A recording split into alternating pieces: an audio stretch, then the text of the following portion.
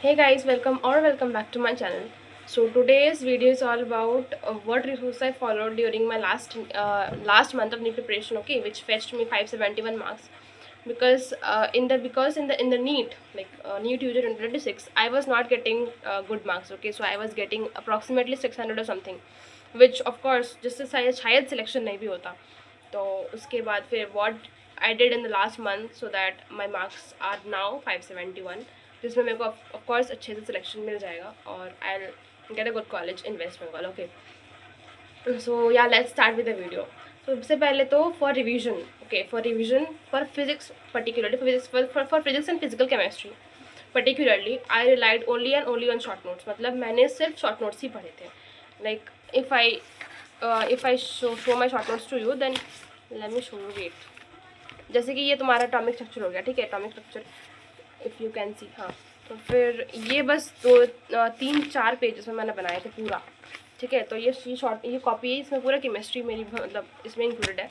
So in physical chemistry I have like really made good short notes, and hence I would really suggest to each and every one of you that अपना जो पढ़ाई है ठीक है वो करते रहो, बट अप्रॉक्सीमेटली मतलब अच्छे से शॉर्ट नोट्स अभी से बनाते जाओ, क्योंकि लास्ट में जाकर शॉर्ट नोट्स नहीं बनते हैं. लास्ट में जाकर सिर्फ हेडेक होता है कि कैसे I will revise all the things. If you want to score good marks और if you want to revise syllabus multiple times, जो कि अच्छा मार्क्स तभी आएगा जब if you will revise your syllabus like so many times, right. So for revising that you have to make short notes, very good short notes actually, जिसमें सब कुछ हो. मतलब जिसमें तुम्हारा फॉर्मूले भी हो, जिसमें इंपॉर्टेंट थ्योरी भी हो, जिसमें इंपॉर्टेंट थ्योरी के जो पॉइंट्स होते हैं एनसीईआरटी के पॉइंट्स तो वो इंक्लूडेड हो. ठीक है, क्योंकि लास्ट पॉइंट में यू मतलब आप बस एक ही चीज़ को रिवाइज कर पाओगे. You will only be able to revise only one thing. So जैसे कि अगर फिजिक्स का if you want to see my short notes, ठीक है, जैसे कि ये एक चैप्टर हो गया थर्मल प्रॉपर्टीज ऑफ मैटर. ठीक है, तो देखो ये बस 2 पेजेस में I have like concised it. Okay, so 2 page में नहीं, शायद 1 पेज में. सी, ये 1 पेज हो गया और ये 1 पेज हो गया. Like in 1 page only I have concise this chapter.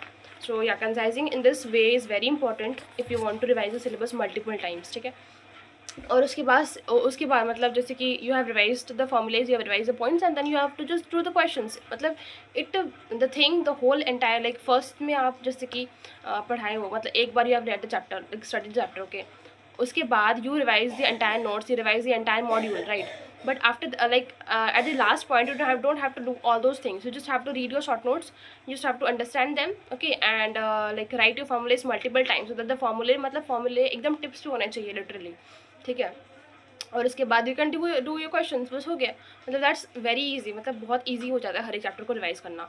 So in that way you can revise it multiple time. So yeah in physics and physical chemistry I would really suggest you to study like to make these kind of short notes, okay, which are really very helpful during the last time. About inorganic chemistry and biology. Okay, so inorganic chemistry and biology में एक ही फंडा है कि don't make any short notes. I had also like कुछ chapters को मैंने बनाए थे इनऑर्गेनिक में, अदरवाइज मैंने नहीं बनाए थे. ठीक है, लाइक कोऑर्डिनेशन कंपाउंड वो सब के बनाए थे, अदरवाइज मैंने शॉर्ट नोट्स नहीं बनाए थे उनमें.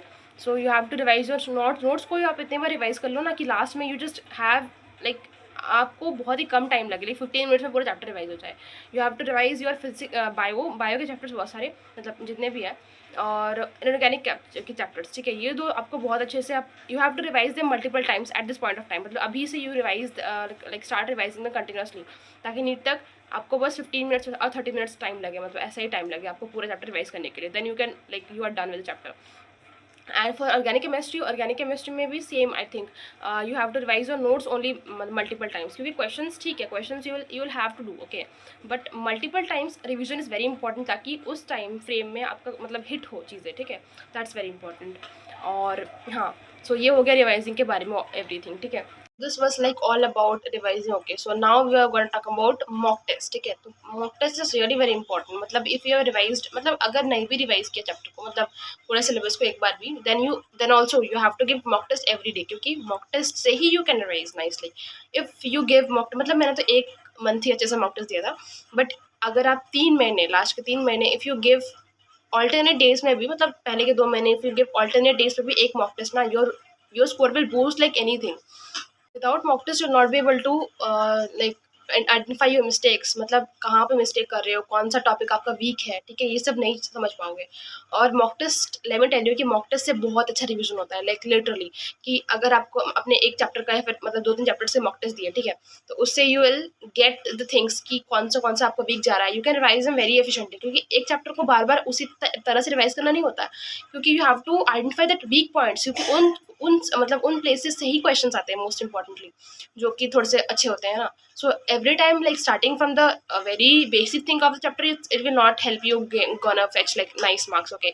So आपको starting से ही you have to be very efficient in giving mock test, and last maybe you have to give like very good number of mock tests, otherwise you will not be able to identify your mistakes, you will not be able to like get that exam time, मतलब उस pressure में you will not be able to perform nicely. Let me tell you this very clearly, क्योंकि NEET exam अभी का जो मतलब pattern हो गया है, और अभी का जो टफनेस आ गया नीट में, और बच्चे obviously they are scoring 715 marks, right?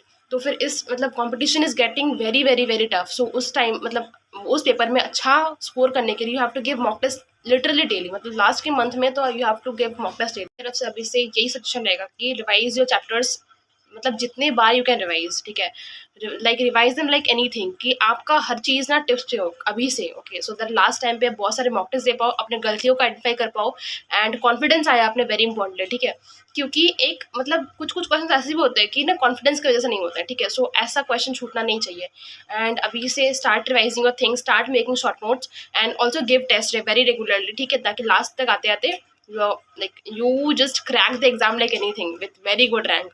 So yeah, that's it for the video. Thank you. We'll see you next video. Okay, bye bye.